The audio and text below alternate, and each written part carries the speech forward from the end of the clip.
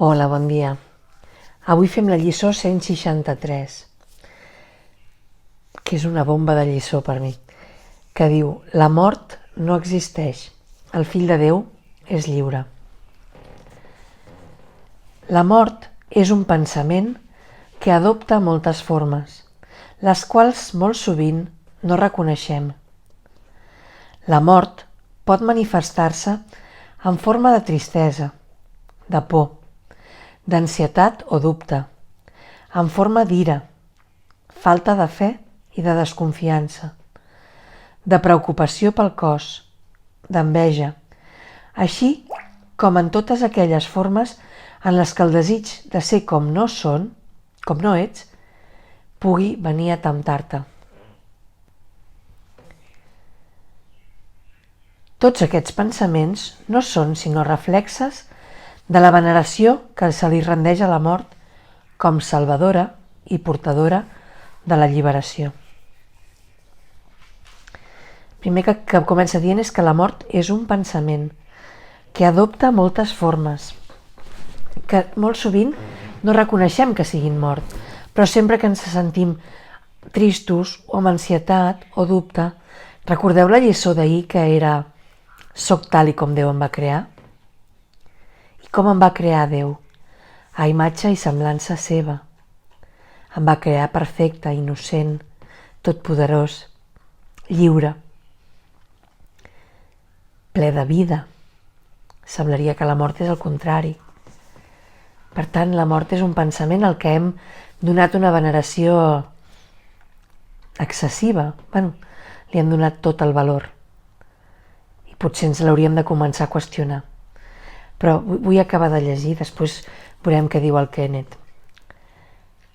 En quant que encarnació de la por i anfitriona del pecat, Déu dels culpables i senyor de tota il·lusió i engany, el pensament de la mort sembla ser molt poderós. Doncs sembla tancar a totes les coses vivents en les seves marcides mans i a tots els desitjos i esperances en el seu puny funest, així com percebre tota fita únicament a través dels seus ulls invidents. Els dèbils, els indefensos, així com els malalts, es postren davant la seva imatge, al pensar que només ella és real, inescapable i digna de la seva confiança. Doncs la mort és l'únic que inevitablement arribarà. Quantes vegades no hem decretat això nosaltres? L'única cosa que sabem quan naixem i segura que tenim és la mort. I ens ho creiem. Creiem que hem de morir. Per què no despertar?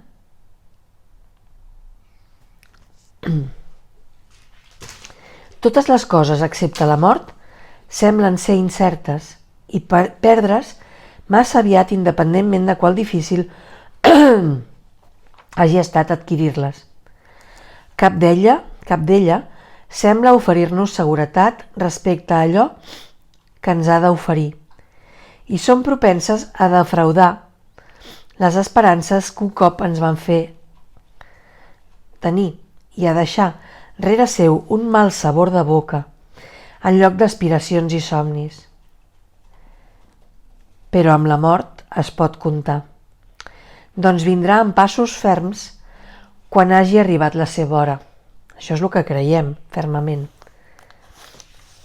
Mai deixarà de prendre tot allò que té vida com a rehén.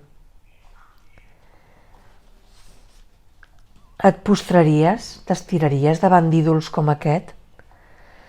Aquí la fortalesa i el poder de Déu mateix es perceben dintre d'un ídol fet de fang.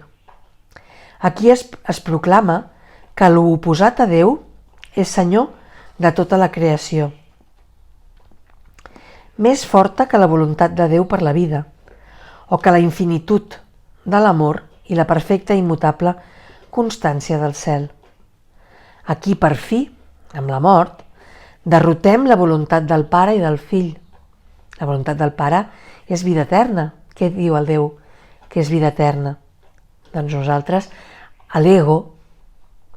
a través de l'ego, hem dit que Déu no té raó, que som més forts que ell, perquè hem creat la mort i així la vida no pot ser eterna. Aquí per fi es derrota la voluntat del Pare i del Fill i s'enterra sota una làpida que la mort ha col·locat sobre el cos del Sant Fill de Déu. Impiu, ara, degut a la derrota, el Fill de Déu s'ha convertit en allò que la mort vol fer-ne d'ell. En el seu epitafi, que la pròpia mort ha escrit, no es menciona el seu nom, doncs ha passat a ser pols. En ell només es menciona, o s'anomena, el següent: aquí hi resta un testimoni de que Déu ha mort. I això és el que la mort escriu una i una altra vegada mentre els seus veneradors assenteixen i postrant-se amb les seves frents al terra sussurren plenes de por que així és. És impossible venerar a la mort amb qualsevol de les formes que adopta i al mateix temps seleccionar unes quantes que no afavoreixes i que inclús desitges evitar, mentre segueixes creient en la resta. Doncs la mort és total. O bé totes les coses moren, o bé totes viuen i no poden morir. En això no hi ha termes mitjos. Doncs aquí ens trobem de nou davant d'algú, davant de quelcom que és obvi i que hem d'acceptar si volem gaudir de cordura, el qual contradeix totalment un pensament. No pot ser veritat. El que contradeix totalment un pensament no pot ser veritat, a menys que s'hagi demostrat la falsedat del seu oposat.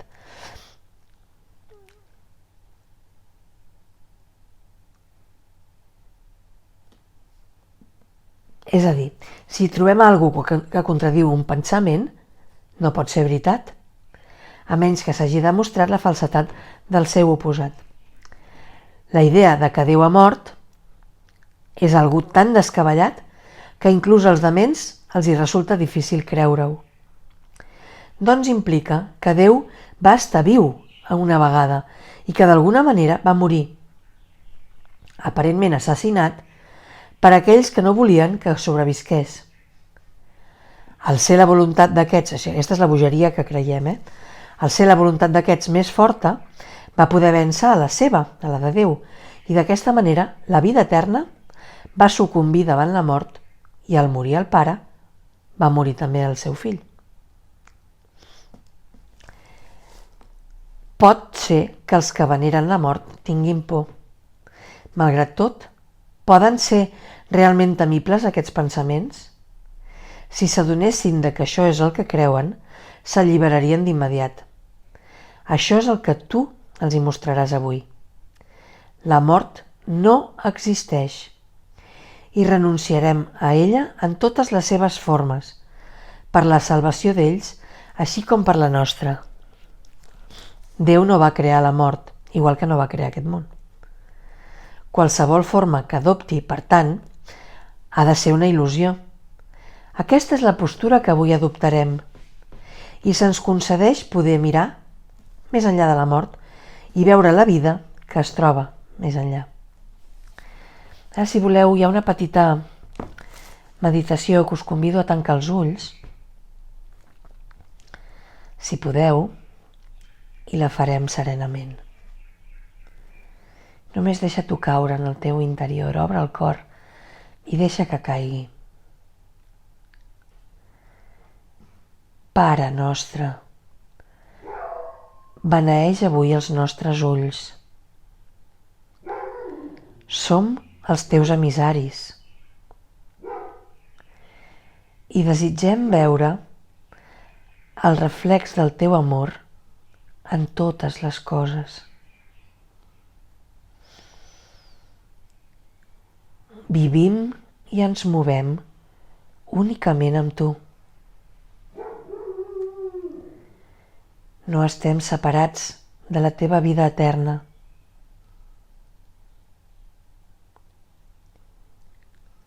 La mort no existeix, doncs la mort no és la teva voluntat.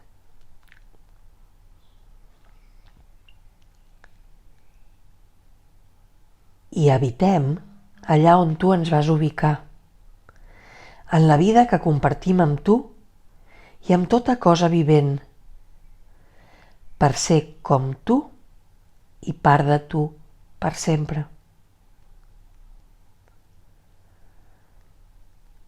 Acceptem els teus pensaments com nostres i la nostra voluntat és una amb la teva eternament. Amén.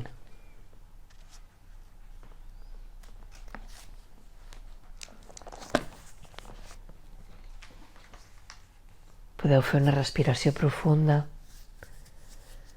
i obrir els ulls lentament. I anem a intentar posar una mica més de llum a lo que aquesta lliçó ens ofereix. El Kenneth ens recorda que la mort simbolitza tot el sistema de pensament de l'ego.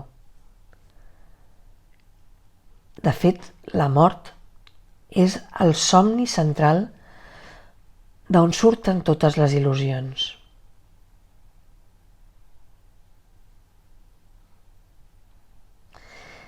Perquè la mort seria la prova de l'ego de que ell té raó. Perquè la mort diu que estic separat de Déu, si puc morir, on està Déu amb la mort? I em converteix també en un pecador. Així, la mort del cos és el testimoni més poderós que té l'ego. És amb el que l'ego diu: ja et vaig dir que jo tenia raó i que l'Esperit Sant estava equivocat, perquè jo, a l'ego, tinc poder sobre la vida. Déu va crear la vida, però no pot destruir-la. I jo, que sóc a l'ego, puc fer la vida i també acabar-la. Fixeu-vos en l'argument que té l'ego, És l'argument per ser més que el pare.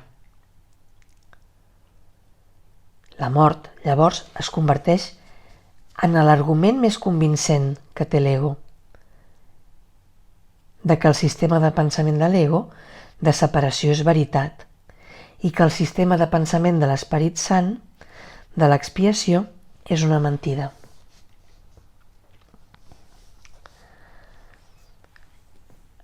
Quan després ens diu a la lliçó que la tristesa, la por, l'ansietat, el dubte són formes diferents que adopta la mort, Jesús ens vol dir que la malaltia, la preocupació,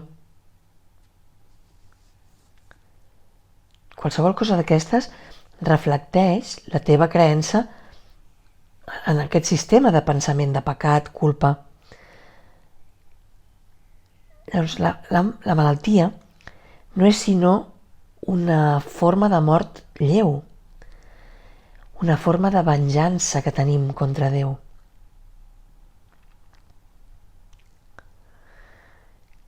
Com de demostrar que estem separats, sinó per què ens deixa patir Déu.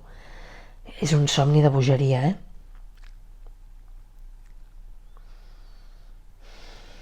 És un somni de bogeria.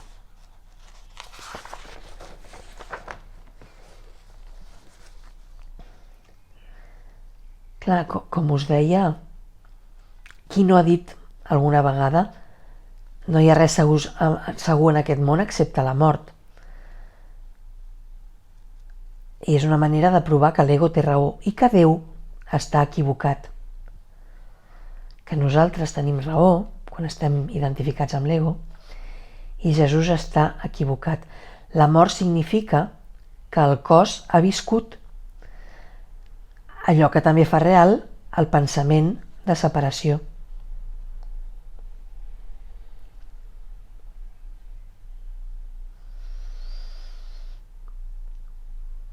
És important entendre que aquesta és la raó per la qual el món s'enfoca en el cos i més específicament amb la mort, perquè sens dubte hi ha moltes altres característiques corporals amb la que el món posa èmfasi, però cap té el poder que la mort té sobre nosaltres, ja que sembla ser el punt que posa fi a les nostres vides.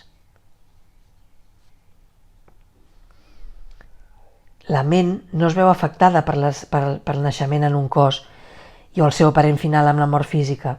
Per tant, seria útil estudiar aquesta lliçó considerant les moltes formes que la teva vida diària reflexa la creença en la realitat de la mort. Més endavant, val la pena ressaltar que la mort no és una entitat, sinó només un pensament projectat de l'ego.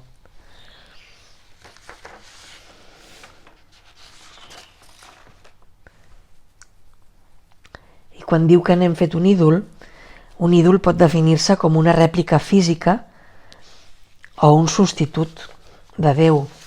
I això és el que hem fet amb la mort, venerar-la i posar-la en substitució de Déu.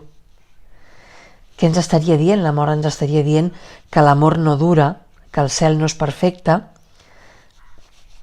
i que nosaltres no som eterns, com Déu ens ha dit, que no som el fill de Déu, no? És com la batalla entre ser el fill de Déu o no ser-ho.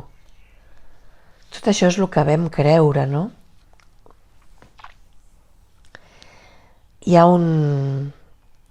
al capítol 19 del text, que diu: el pecat, la culpabilitat i la mort es van originar en l'ego en clara oposició a la vida, a la innocència i a la voluntat de Déu mateix. On pot trobar-se semblant oposició, sinó en les ments malaltisses dels desquiciats que s'han consagrat a la bogeria i s'oposen fermament a la pau del cel? I què és aquest cos vestit de negre que volen enterrar? És un cos que ells van consagrar a la mort, un símbol de corrupció, un sacrifici al pecat, ofert a aquest perquè es cebi en ell i d'aquesta manera segueixi vivint, algo condemnat, maleït pel seu faedor i lamentat per tots els membres de la processió fúnebre que s'identifiquen amb ell.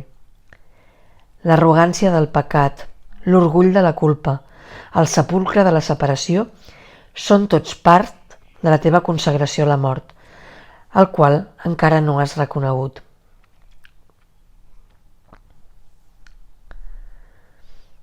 Llavors, hem de començar a prendre'ns en sèrio que la mort és un pensament al que li hem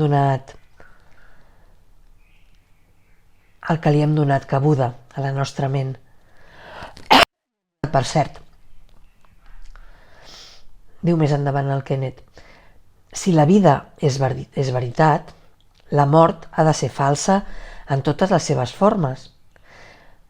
Però si la mort és veritat, la vida ha de ser falsa en les teves formes. És una declaració de nivell lluny, és o tot o res, no? O una cosa o l'altra. Quan comences a entendre les ensenyances de Jesús i les apliques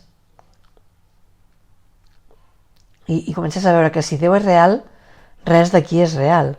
Si Déu és fals, tot aquí és fals. És el que l'ego ens fa creure, no? El curs amb això té una postura no dualista i es veu en el manual del mestre quan diu: la vida no té oposat, doncs és Déu. La vida sembla ser l'oposat a la mort, perquè tu has decidit que la mort acaba amb la vida.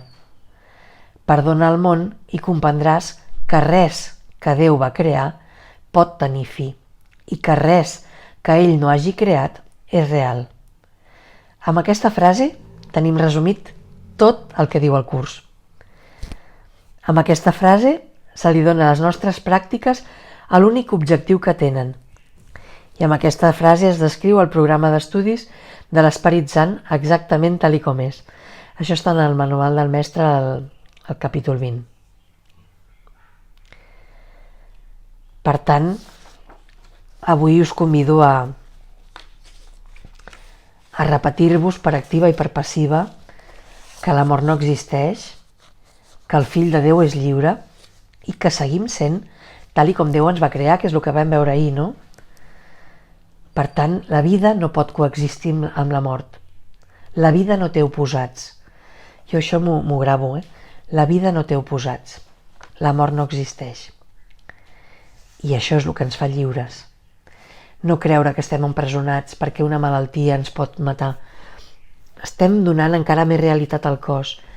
És l'obra sublim de l'ego, no? Creure que som un cos i que a sobre pot morir. Doncs ni som un cos ni la mort existeix. Doneu-hi voltes. Moltes. Jo també ho faig. Doncs que tingueu un bon dia i una molt bona pràctica. I ens veiem demà amb una nova lliçó. Fins demà. Adéu.